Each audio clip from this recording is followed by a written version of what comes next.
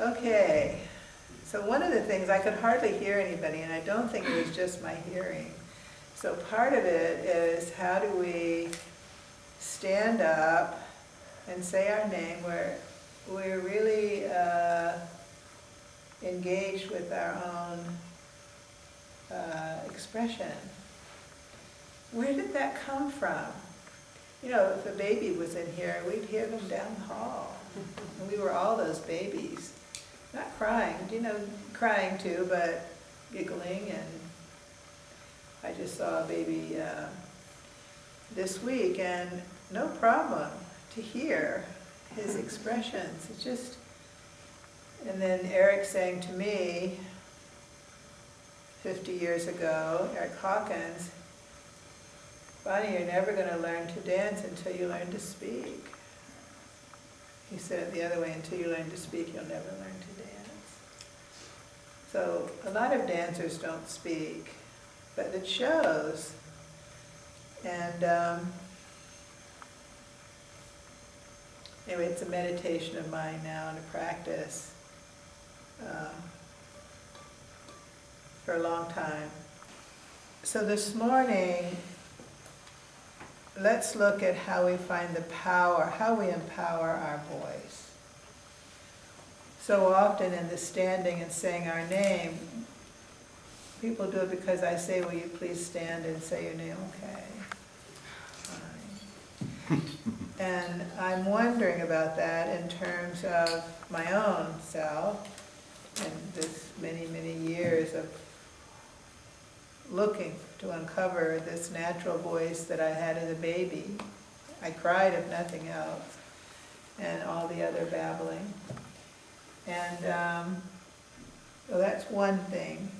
Another thing that I think is related, it has to do with the perineal body. And everybody here has already explored the perineal body in the center of the pelvic diaphragm. And the reason that I feel that it has to do with the perineal body, here in the very center, this here, that this is the site of the origin of the middle body, or the mesoderm. And the mesoderm creates the muscles, the bones, the ligaments, the tendons, the blood itself, the kidneys, many things that we've explored in other days. But in that structure, the larynx is developed. The vocal mechanism itself comes from the center of our perineum. Its origin is in the center of the pelvis, what's now the pelvis. We didn't have a pelvis then. But the cells of that, the cells of the larynx, the vocal structure, come up the lateral part. So they start here, but then they go up the lateral column to create the vocal structure from both sides. Also the face. These are limbs, just like that. It creates the arms and the legs and the vocal structure. So when we go to move our limbs, this is also a limb moving. But they all came from the center of what is now our pelvic diaphragm. So our face is also a limb, and how often we just withdraw this part, these limbs of our face and our vocal structure. We might be, doing this big stuff out here, but holding back here. So I would really like us to explore how we empower our voice and our face. This masking and this shutting down that we don't really need to do. It's imposed on our natural structure. We don't have to learn to speak. We have to learn how to let go of the inhibition of the speaking. So that's one thing here. Another thing is, since I first saw a skeleton and then eventually began to study it, why is the pelvis always back? The sit bones are always back. And they're all over the world. No matter which country I go to, the pelvis is like this. And I keep asking why. You know, like, did one person do it and everybody follow it? Or don't you have that question? Like, why? Why aren't they, why isn't the pelvis sitting? I mean, why would that be the base? I mean, yeah, maybe, you know, but we don't walk like that. We're standing upright. And so this perineal body, the pelvis developed around the perineal body. It wasn't pelvis first and then perineal body. So why isn't it centered? Why is it like this? So.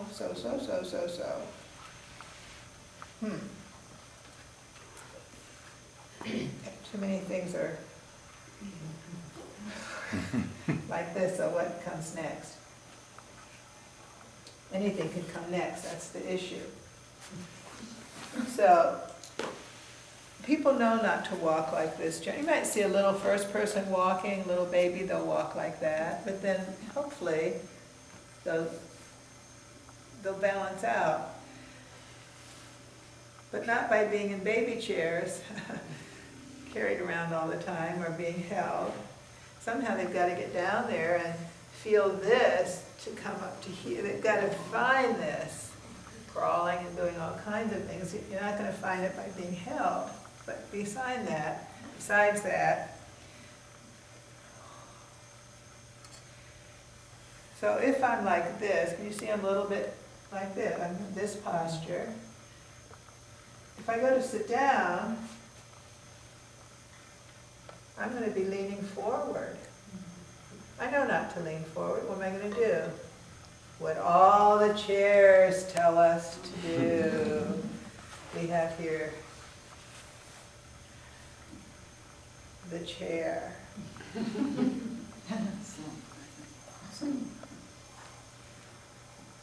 It's true.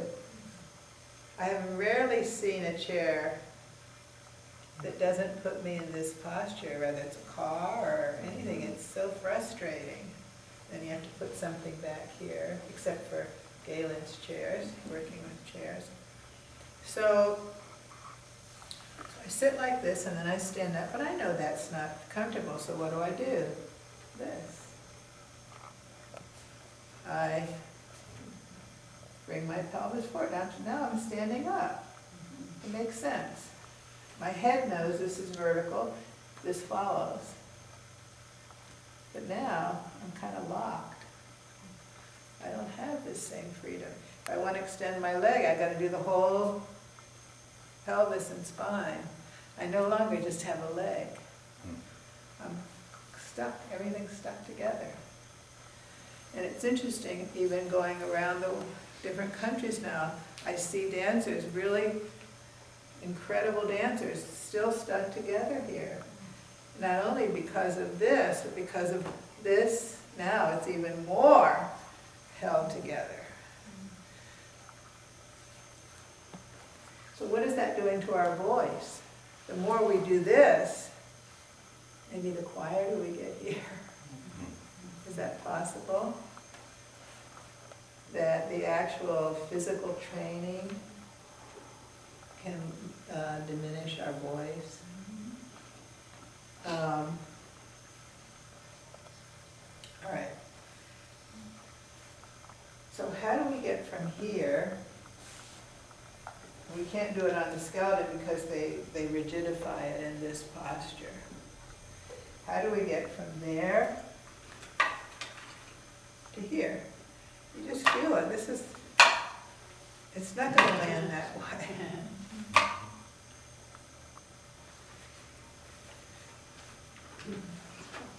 one way are all the different movement things that we've done, from crawling or finding this power here, where when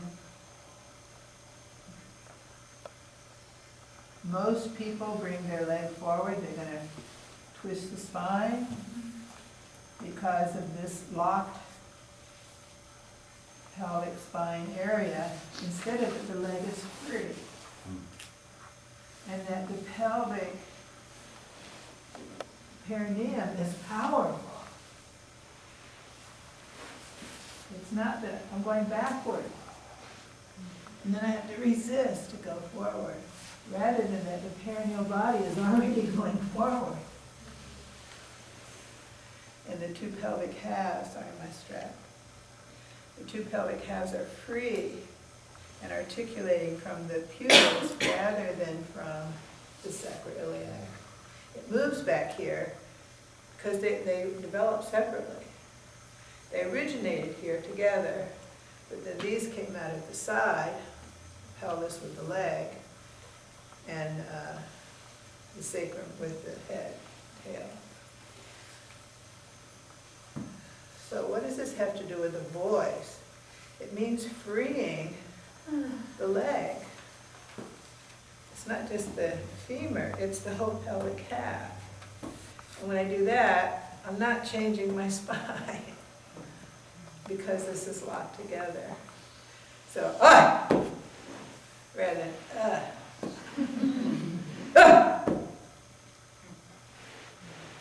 Your turn. So, I missed one point before it's your turn. Here, I'm back in that posture. Here, I'm tucking. Here, I'll change my position so I don't have my back here. I just release my pelvis into gravity. So I'm here, and then I just go here. I just release the structure into gravity by not having them tied together, girdled at the sacrum. You can't release it if you've got it girdled at the sacrum. You can't release it.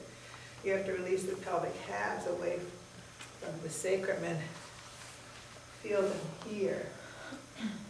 So now I'm back to here, like the skeleton. Here I make my pelvis level, muscularly, which now I've really locked it together. So if I do this, I'm going to have to shift my spine. Rather than that, I'm here, and I release. Now, I have freedom here of this pelvic half separate from my spine. Then, the perineal body is like, whoa, okay, up, way. What's your name? What's your name? Your lock. All right, now it's your turn. And you know, it's not a formula, so whatever is whirling around in you, that's the place to begin. And you say you don't know, but you all know something already. Start from the I don't know. Okay. Find a place in the room and look for freeing by feeling the weight of your two pelvic halves and how the perineal body centers the pelvis. I can't say everything, you'll say some of the things. I think that's a good place to start, this half kneel standing, because you have more openness already. Even though I say do whatever you want, that's first, this might be a suggestion. And look for this kind of neutral skeletal thing. It is a neutral thing. And then how you might tighten it, or how you might just find the weight of the sit bones so that it lands. Flip it, it'll come back to here. you're feeling the pelvic pads. So you don't want it tucked under, and you don't want it in that J shape, you know, you don't want to stick it super back. You want to find where the real neutral is. Genuine. Yeah, so if I come here, maybe that'll be, put your hands on me. Here's the kind of neutral of the skeleton. See my, you can put your hand on my sit, not mine. And then it's back a little bit. So if I sat here, I'd be forward, so I'm gonna have to go like that to be straight. Or I go like this, I pull it forward. That's too tight. Right, now I'm stuck. If I can feel the weight of it, then I can move it. The weight of it. You know what, everybody might want to take this. This was my first lesson with Andre Bernard. He had a, this is not real, I'm a real person. He had a human pelvis, and he had me hold it like this, 1966. Now he said I was sitting, and I said, now feel your own. That was my lesson.